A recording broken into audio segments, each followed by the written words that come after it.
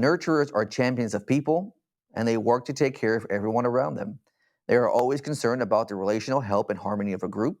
They are completely committed to protecting values and principles.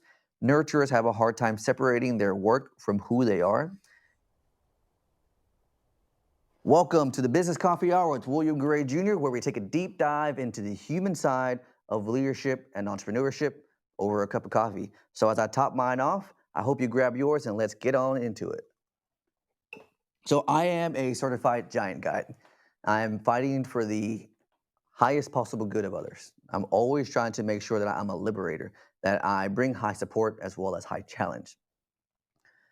And we like to call ourselves Serpers. We're trying to lead you up this mountain of leadership by showing you the tools that we've used to get here and guide you on your own journey.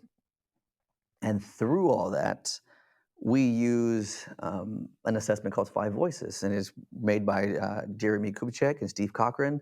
Um, I'd like to describe what Five Voices is to you through my own terms and help you discover a little more about who you are, because this leadership journey, we must really know ourselves if we want to lead ourselves. Now, Peter Drucker has famously said, culture eats strategy at any time.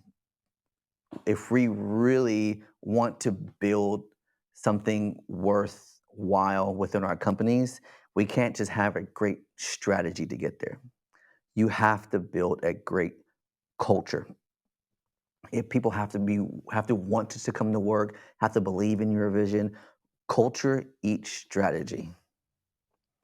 And now, what being a giant guide, Five Voices, and constantly building our toolkit does for us is, Google had a Aristotle research project, and the number one thing for highly effective teams is psychological safety. Right? So for teams, it's how they feel. If they feel safe within this group, that's what makes them perform highly.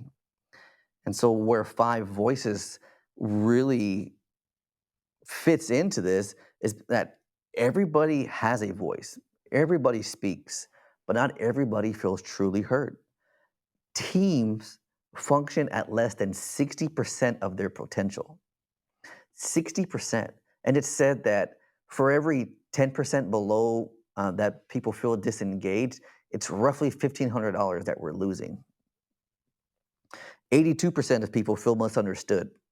Leaders rarely hear their truth, and oftentimes that will cause them to undermine without actually knowing what's going on. Now, what Five Voices is a trait instrument to learn how you're heard. Like, how are other people hearing your thoughts and what comes across? So, what we're going to learn are the Five Voices, and what's the best, maybe, and some things to watch out for within each of these. And we're going to start on which one of the most quietest voices, and I'll call them out to you. So we have your nurturer, we have your creative, we have a guardian voice, a connector voice, and then your pioneer. Now, in order, your nurturer is going to be your quietest, and your pioneer is going to be the loudest. Of course, in increasing order. Now, your nurturers encompass 43% of the population. They intuitively know the organization. They defend our values first. They're empathetic. They're caring. They're the relational oil that drives our businesses. They always feel responsible for people and for resources. They ask pragmatic questions. How is this going to affect the person? How is this going to affect our organization? They're a natural team player and a delight to work for with others. They hardly ever value their own contribution, and they have a huge imposter syndrome. Now, we all have imposter syndrome, right? It's this thinking that we're not experts, and we have to constantly battle that. But imposter syndrome isn't necessarily a bad thing. So maybe we'll get into that in one of the future episodes. But for this next run of five, I'd like to really dive in and cover what each of these voices means. Again, nurturer. 60% of nurturers are women. This nurturer voice will allow you to save time because they like to think through all the ways that this idea or the direction of the company is going to go. They appreciate their values and they guard your culture. They are one of the most selfless people. They are very respected and they give respect and they are a team player. Oftentimes, what a nurturer thinks is, what are other people going to think? Is it practical? Can we make this happen? Will this be the best fit for the people? Nurturers naturally create a safe space environment. What we want to do for nurturers is make sure that we create a safe space so that they can be heard because, again, they are the quietest voice. So we have to allow them room to go first at the table.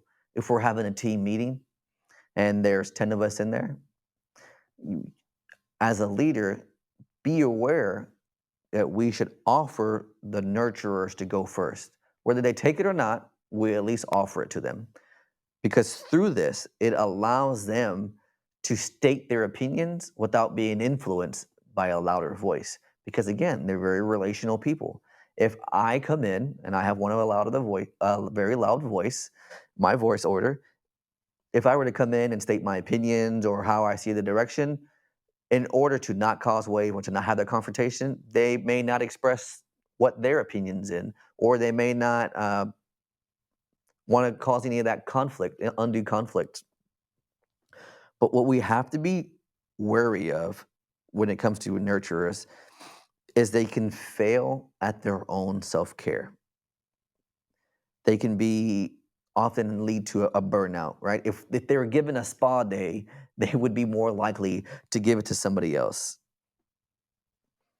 So for us, it's allowing nurturers to really be themselves, helping them build character, trying to find ways that they have a little less worry about their self confidence, building them up. And we can do that by letting them help us, by allowing them to give us our opinion. Because again, a nurturer, if you think about the four quadrants, if you think about we have people, processes, future, and past, they're going to fall into the quadrant where it's people and present, right? They're very in tune what's going on now. They are very in tune with how this is going to represent the mass of the people here that they represent. They are very in tune with the organization and the relationships that be. And so we have to let our nurturers know that we care where the decisions are going to go, that we care about their value, about their input. Because caring for others isn't a bad thing. They are very in tune with the actual culture of what's going on. They hear, they understand. And one of the best things we can do is allow them to be themselves, to be heard, so that they can naturally care for the people in our organization. But if we don't listen to our nurturers, we're missing 43% of our population. If we don't listen to their feedback, if we don't get them engaged, we're missing out on 43% of that representation of what's going on within our organization. I brought the book along today, and I wanted to read you a quick excerpt just so you can kind of get a good guideline of where we're coming from when it comes to the nurturers. And it says, are you a nurturer? Because nurturers are champions of people, and they work to take care of everyone around them.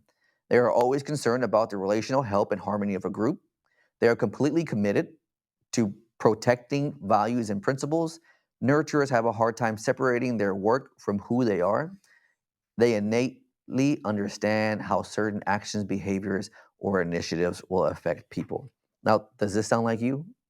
Do you sound like this could possibly be your first voice?